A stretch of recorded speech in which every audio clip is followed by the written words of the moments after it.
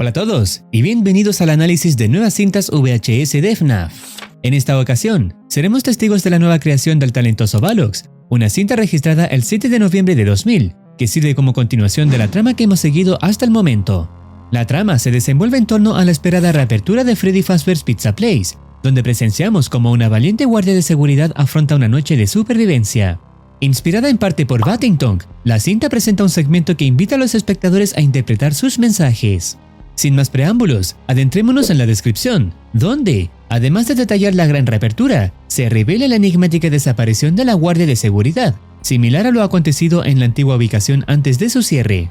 Con esto seguramente se refiere a cuando desapareció el guardia que fue metido en el traje de Freddy por Bonnie, algo que ocurrió en 1993, es decir, hace 7 años atrás. El redactor sospecha que este incidente va más allá de la casualidad y expresa el deseo de iniciar una investigación sobre la mujer desaparecida para informar a su familia. Dada la historia de las cintas anteriores, donde Michael Afton asumía el papel de redactor, no se descarta que esta vez sea el mismo autor. La narrativa nos lleva a la introducción de la nueva empleada en su primer día de trabajo.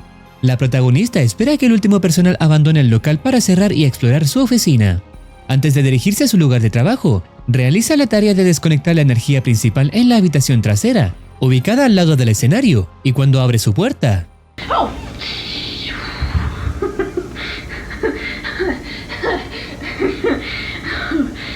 Jeez, you guys are in a state. No wonder they replaced you.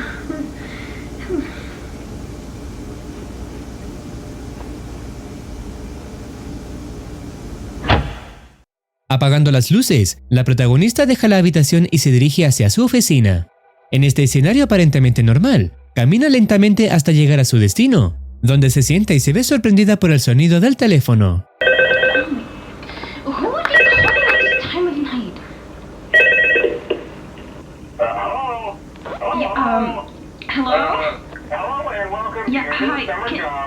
Can you hear me? Freddy Fazbear's Pizza. I'm here to talk you through some of the things you can expect to see. Este mensaje replica fielmente la del segundo juego original, abordando dos puntos cruciales: la relevancia de la caja de música y la percepción de los robots hacia el personal, considerándolos como exoesqueletos sin su disfraz, con la intención de introducirlos en un traje. Sin embargo, en esta ocasión, la grabación se corta abruptamente al principio después de dar la bienvenida, revelando que uno de los animatrónicos del escenario se ha movido. Where's the yellow one? What was that? Where? What the hell?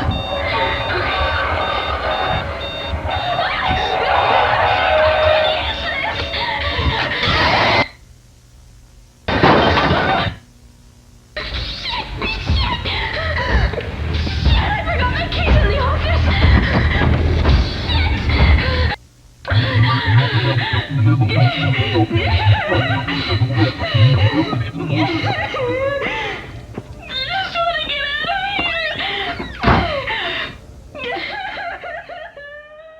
El peor error de la protagonista es refugiarse en la habitación trasera, donde finalmente es descubierta por Withered Bonnie.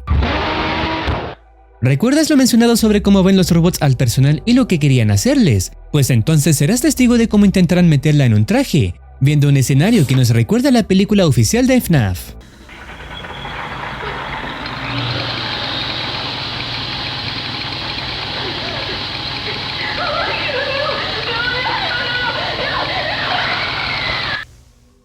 Lo que viene a continuación son conclusiones sacadas por la policía después de saber sobre la desaparición de Everly, la mujer que trabajó como guardia, quien nunca marcó su salida.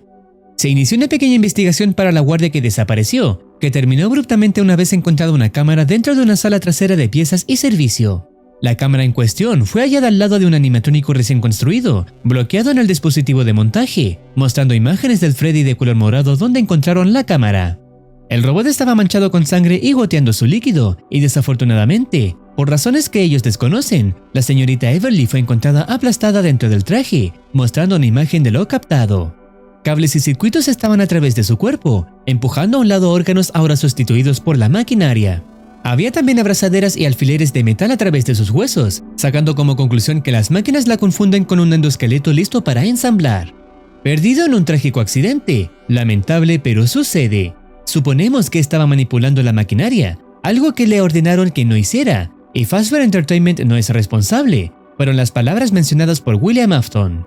Lo de manipular la maquinaria son excusas que al parecer son referencias al Pink Slip de FNAF 1, donde allí despiden al guardia porque supuestamente el mal olor de los animatrónicos es porque el guardia los manipuló, cuando en realidad era porque los restos del cuerpo de los niños se estaban pudriendo en su interior.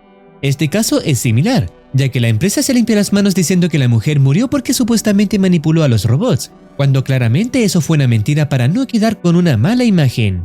Después, gracias a los subtítulos integrados en el vídeo original, se revela que se reproduce un fragmento de audio fechado el 26 de junio de 1985, coincidiendo con la misma fecha en que fue grabada la cinta denominada Give Life, en la cual William Afton lleva a cabo el nefasto acto de asesinar a los niños.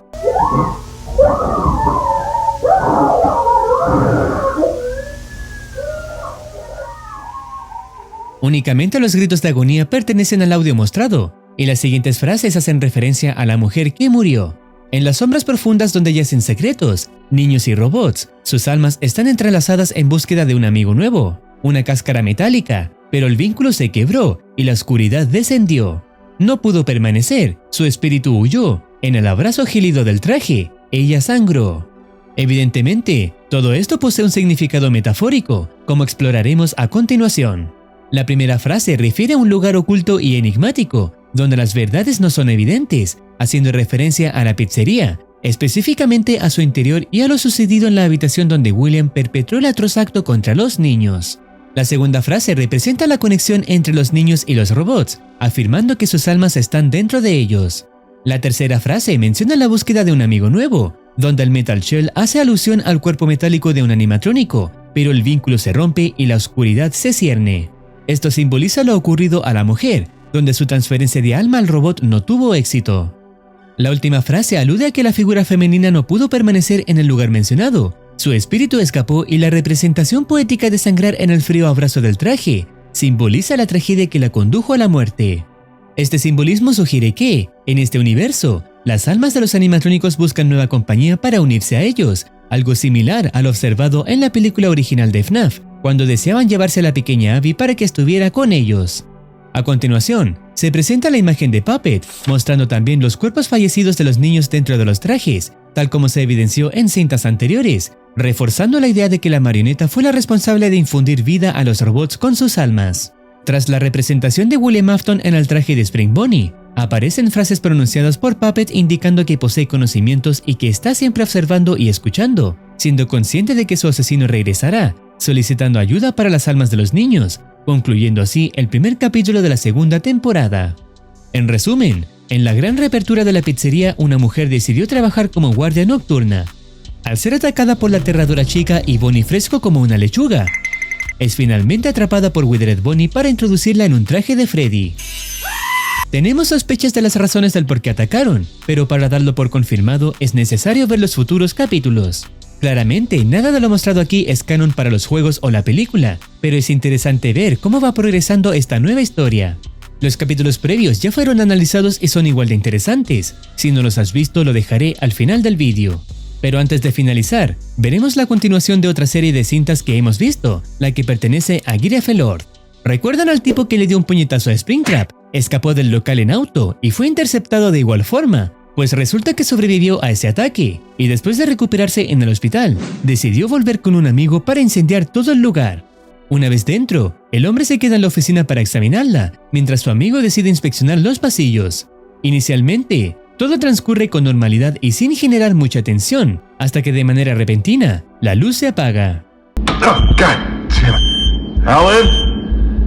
Alan, what the hell did you do? It's... What are you doing? El protagonista decide aventurarse en busca de su amigo, quien a pesar de sus llamadas no responde. La tensión se intensifica al percatarse de que una habitación está envuelta en llamas, explicando así la activación de la alarma. Alan, you idiot! Alan? We weren't supposed to start! A medida que el fuego se propaga, el hombre persiste en la búsqueda hasta que finalmente lo localiza. Alan, if you're hiding in here, I swear to God, Alan? Alan? Alan? What? Oh, shit. Alan? Alan, can you hear me? Alan? Fuck. Alan. Hey, Alan. Buddy. Ah! Alan? Alan! Alan! Oh! Oh! Alan! Alan! No! No! Oh my God!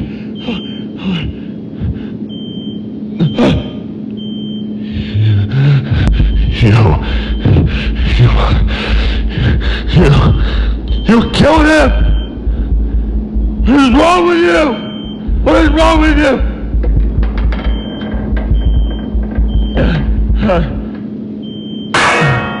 What's that? How are you? What's that? Stop. No, no. Stay back! Stay back!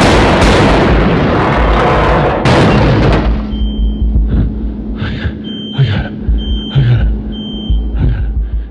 Finalmente, si un puñetazo no fue suficiente, 3 disparos lo dejaron estampado en el suelo. Tras este dramático suceso, el protagonista intenta salir desesperadamente. Police! Put your hands up! Get back! On the ground, now! Get back! El desenlace no queda completamente claro, ya que el audio se interrumpe al sonar lo que parece ser un disparo, posiblemente como respuesta de la policía al encontrarlo armado. Este marcado momento constituye el epílogo de la serie, donde, al menos, logra cumplir su objetivo de incendiar el edificio. Y listo, hasta aquí estaría llegando este vídeo. Si deseas opinar algo, no dudes en comentar. No olvides activar campanita para estar al tanto de nuevas actualizaciones. Cuídense, los quiere Muercitine.